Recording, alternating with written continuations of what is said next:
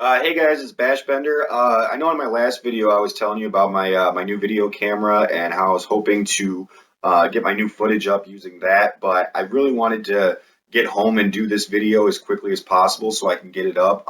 Hence my using the Xbox. But we'll get into what's going on with this, in another video. It is right here. I do still have the camera. It works great. Very happy with it, but.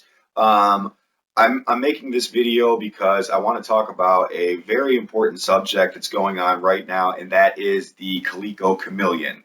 Um, I'm not going to get too far into detail about everything that's gone on with this because if you're watching this video, you may or may not have already seen everything that I'm about to talk about, and I'm just giving you my opinions on the situation.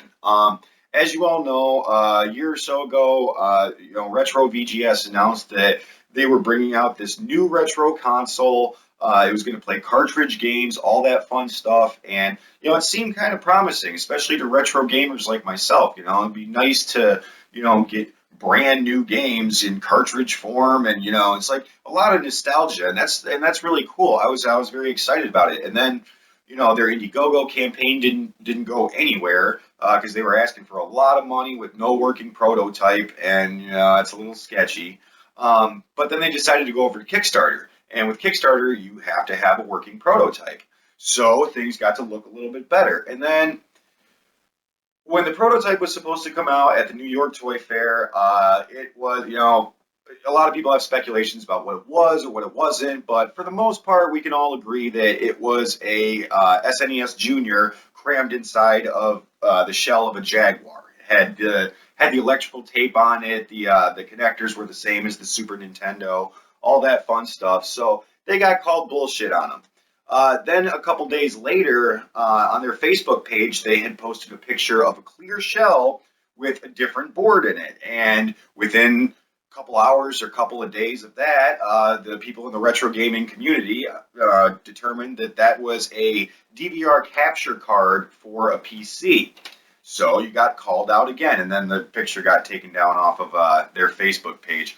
But more or less what this video is about and what I want to talk about, those are the facts leading up to all this. But there seems to be a bit of an outrage within the retro gaming community. Pat the NES Punk had a video that he put up. It was not part of his podcast. He just right at the beginning of the video said, I know we're going to do this in the podcast later, but I need to get it up right now. And that's why I'm kind of doing the same thing. I need to get that out right now. But he went on to say that he's clearly pissed. You can see that the guy's like getting physically worked up about the situation. He's mad about it. A lot of people in the retro gaming community very, very upset about it, myself included. But he's just going off, and he was demanding that the developers and also people that were working in conjunction with Retro VGS or Coleco Chameleon, he demanded a public apology from them. So, from Mike Kennedy, and then, although he didn't say the name out there, a lot of people drew the conclusion that he was referring to John from Gamester 81. He is co-owner of Collector Vision. They create new retro games for like Super Nintendo and things like that. And his game, Sydney Hunter and the Caverns of Death, was supposed to be the pack-in game for the Coleco Chameleon. And basically, a lot of people are saying that, Pat the NES Punk called him out, said he had insider knowledge about what was going on, and he should have told the retro community. And I mean, then just last night I watched Gamester's response to that, and I mean, you could tell he was pissed, but he was also very, very calm about it. Just kind of explaining his side of the story and how he was approached by Mike Kennedy, who he has known for years, and Mike asked him, "Hey, you've got this company, Collector Vision. Can you make a game for my system?" And he was basically just going to port a game that he was already working on over to the Retro VGS. Now, that's kind of hard to do if you don't have the specifications of how you're going to port it. And this is where people are pointing the blame in the wrong places, if you ask me, because it's like people are trying to create this rift in the gaming community between Gamester 81 and Pat the NES Punk, and it doesn't need to be that way. I don't want it to be that way. If people are saying that you have to choose sides, I refuse to. I'm a huge fan of both Pat and John.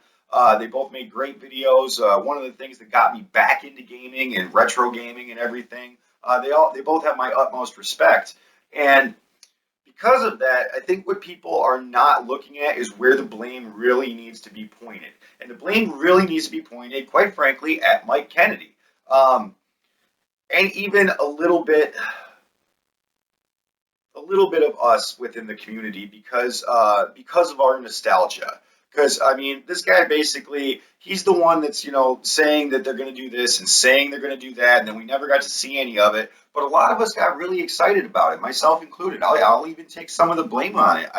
I was very excited to get into this thing when I first saw it, and so the first couple of slip ups, I kind of just let that go. But towards the end here, where they had the bullshit prototype at the toy fair. Then they put that bullshit prototype on Facebook. That's where I drew the line, and I definitely stopped taking blame at that point. This is where Mike Kennedy needs to take all the blame, and if anybody's going to issue a public apology, it should be him. Because pretty much, if you ask me, I guess the best route to go is look for the money. That's where you find who's to blame. Because none of us had really invested much money into this thing. When it was on Indiegogo, it didn't come anywhere near making its quota or the money they were asking for. And then they haven't even been able to start a Kickstarter campaign because guess what? They don't have a working prototype, even though they said they did. So who benefits from that? The only person that would get that money, Mike Kennedy. All of us would have given our money to this thing, and we may have never even gotten it back. We may have gotten totally ripped the fuck off. Now, John Gamester81 made a point in saying that he knows Mike Kennedy, and he doesn't think that he's the type of person to wake up in the morning and say, hey, how can I screw over the gaming community? And I don't think that it would be that kind of situation either. I think the guy was basically coming up with an idea to pitch. I mean, maybe make a profit off of it, because that's the nature of business. But figured out a way, to get to a specific demographic of people. Now, if you're into retro gaming like I am, I was born in 1985. I grew up on what is now called retro gaming. To me, that was just gaming. So to be able to get back to that would be really nice. I would be part of that demographic. And I'm sure that's what he was thinking of. And then when it came down to like the specifics, the nitty gritties and all that stuff, that's when all the smoke and mirrors started showing up. The guy did not have a working prototype, didn't have anybody working with him to create a prototype. It was basically just trying to prolong the situation as long as he possibly could until finally it was like, all right, well, maybe we have something now, and then we could start putting some money into Kickstarter and get the project going. For all we know, it could have ended up being what they said it was going to be, but when people started kind of, putting the hammer down and trying to figure out what was going on, that's when all this bullshit happened. And that's what we need to focus on. We don't need to be focusing on some sort of rivalry or war between, Pat the NES Punk and Gamester81. They're both still awesome commentators on video games. They both still have a huge passion for video games. So I don't find this to be where everybody needs to be looking. You need to look at the lowest common denominator, and that is Mike Kennedy.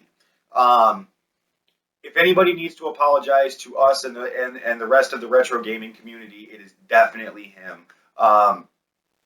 If there's any further news on this topic, then I will definitely be bringing that up on the channel. I just wanted to get out there and say at least my piece and the way I feel about it, which was upsetting, but it's more upsetting to see a divide in the gaming community over a product that may have never even taken off no matter what. I mean, it could have been a success, but we don't know. But it's definitely dead in the water. I wouldn't bother with it. If they even come back with it and try it again, I still don't think I would invest any money in it, and I don't think you should either. I mean, do what you will, but that's just my opinion. Until I see some die-hard facts with this thing and a workable prototype, and I would personally like to see it up close. Have them take the shell off and be like, look, this is what's in this thing. That's what we need to see before any one red cent gets invested into this project. But yeah, there should not be a divide amongst these great YouTubers that have been a big part of the retro gaming community. It doesn't need to be anything like that. Draw your own conclusions. It's not like I expect you to take my opinion, but yeah, if there's any other news on the topic, then I will put it up on the channel. I just wanted to, like I said, get my opinion out there and let you guys know where I'm coming from. And we'll just catch up from there. Again, hopefully it's better footage, better audio, but I was in a rush to get this thing up, and yeah, we'll go from there. But until we hear anything else, go ahead and game on. Just don't do it on a Coleco Chameleon. Have a good one, guys.